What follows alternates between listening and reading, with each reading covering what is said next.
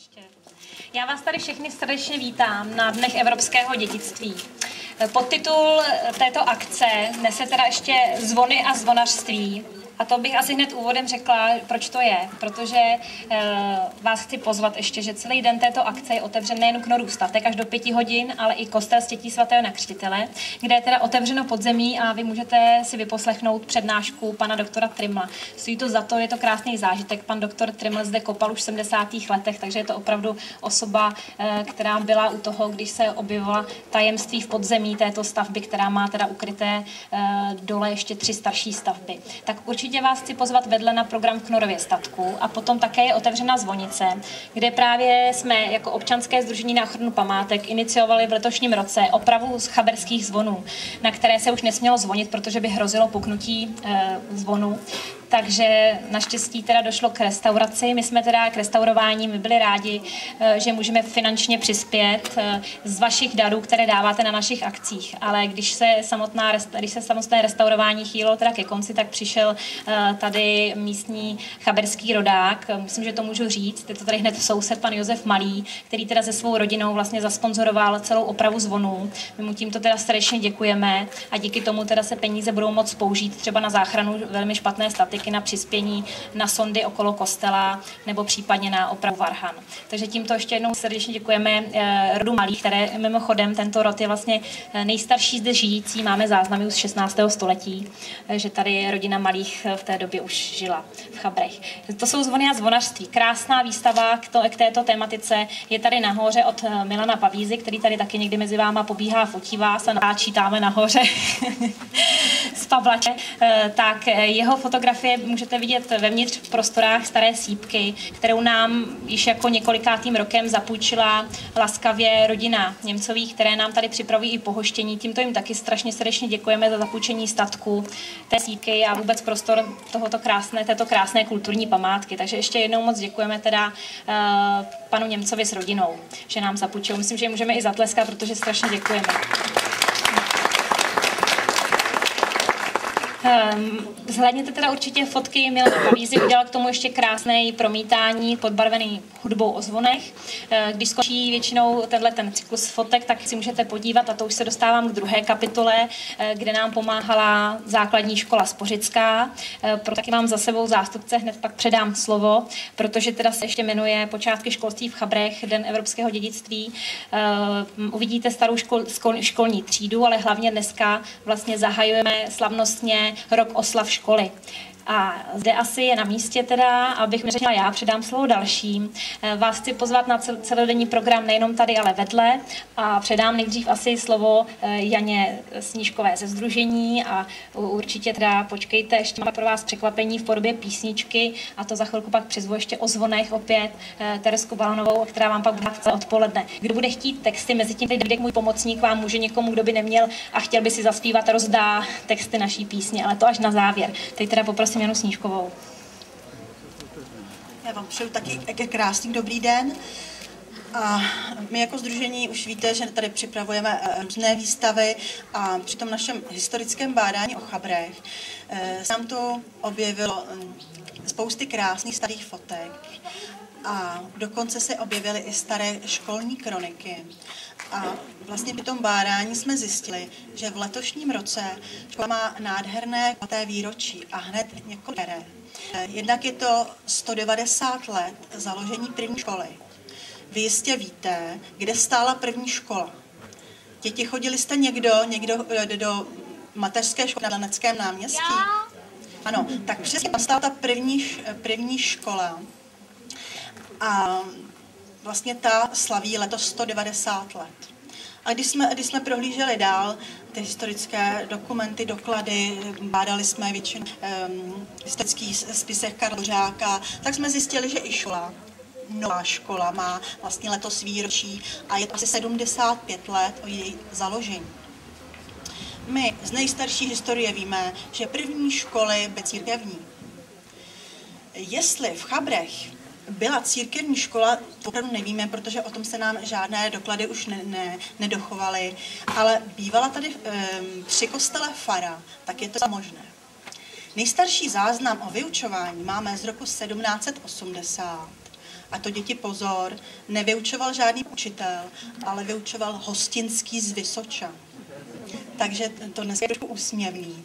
A ta první škola, ta stála, když jdete od školy ulicí u Václava a tam, když se zhybá jakoby Jirkovskou, tak tam stála úplně první škola, kde učoval ten Hostinský. A pak si dokonce obec zřídila svoji školu, to bylo v roce 1823, kde se založila ta první škola.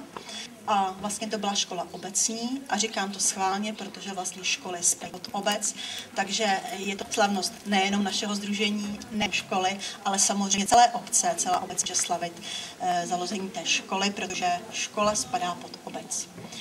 A takže jsme si říkali, jaký překvapení nebo co zajímavého bychom přichystali pro vás, pro všechny, pro děti, pro dospělé, pro důchodce, aby to bylo zajímavé. A proto se nám od vás, od všech, shromáždilo spousta materiálů, spousta starých fotek. Dokonce máme i školní vysvědčení asi z roku 1919, máme ho tam vystavený ve vitríně, podívejte se. Tak jsme si řekli, že zajímavý bude připravit takovou třídu, aby byla hodně stará, nejlépe 100 let. Takže tam máme výstavu asi tak škola, jak vypadala za Rakouska-Uherska. Děti samozřejmě se můžou vyzkoušet, jak klečet na hrachu, jak klečet na polínkách a podobné zajímavosti, které dneska už se neprovádějí. Taky, určitě. A samozřejmě, aby ta výstava byla celistvá, tak se muselo zpracovat hodně materiálu. A protože my v těch chabrech se nám dochovaly ty úžasné staré kroniky, školní kroniky, tak se toho chopila nejlépe paní učitelka, která tomu byla nejblíž. No, mezi námi můžu říct teda, že paní učitelka Svárovská tomu byla tak blízko, že nám dávěla, jak se jí o panech učitelích, jak se to správně skloňuje, o pánech učitelích zdá i v noci, že jsou to vlastně už její kamarádi, ti učitelé, kteří to učili před 100 lety. A já možná dám slovo Petrušce, aby nám to řekla. Děkuji, Janičce. Já nebudu mluvit dlouho, já vím dobře, že nemám moc ráda projevy a proslovy, jenom navážu na Janu v tom, že vlastně práce s obecnými kronikama a se školními kronikama byla tak nádherná, že mě vůbec nevadilo, že na tom trávím celé prázdniny. A neustále jsem si to pročítala, jezdila jsem do archivu v Přemýšlení, kde jsou tak krásné věci. A v podstatě má Jana pravdu v tom, že já, když jsem pak šla večer spát s hlavou plnou myšlenek na to, co jsem sedla, tak mě se opravdu kolikrát v noci zdálo, jak sedím tady v hostinci u Míšku a s tím panem řídícím Sojkou nebo s panem řídícím Němcem mariáš, ačkoliv ho vůbec neumím. A v podstatě řada těch věcí je ještě naprosto neprozkoumaných. My jsme původně, když jsme chtěli zřídit výstavu o škole, tak jsme si původně mysleli, že obsáhneme celé dějiny naší školy až do současnosti. Ale vzhledem k tomu, že se pořád objevovaly nové a nové materiály, tak jsme stihli jenom tu nejstarší část chaberské školy, nejstarší část jejich dějin, a to do doby první světové války. Další části si necháváme na později. Můžu vám slíbit, že v průběhu tohoto školního roku se všechno o chaberské škole dovíte, budeme na tom pracovat dál a chtěla bych vám s tím pozvat i na další výstavy, které v rámci tohoto školního roku probíhat, a na další akce, které škola v rámci oslav organizuje. O těch vám asi něco spíš poví už naše paní ředitelka. A jenom bych vás chtěla tedy pozvat ještě potom v lednu a v do Chaberského dvora, kde bude velká výstava, a u nás ve škole. Hlavně bych chtěla pozvat všechny naše bývalé zaměstnance, naše bývalé žáky, všechny, kdo si pamatují, jak se učilo v chaberské škole. Přijďte 17. ledna na den otevřených dveří do školy, kde pro vás budeme chystat pěkné akce. No a tímto předám slovo paní ředitelce. Děkuju.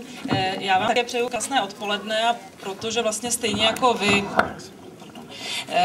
jako vy jsem tady hostem, tak budu velmi stručná. Petra Svárovská vlastně o většině akcí už promluvila.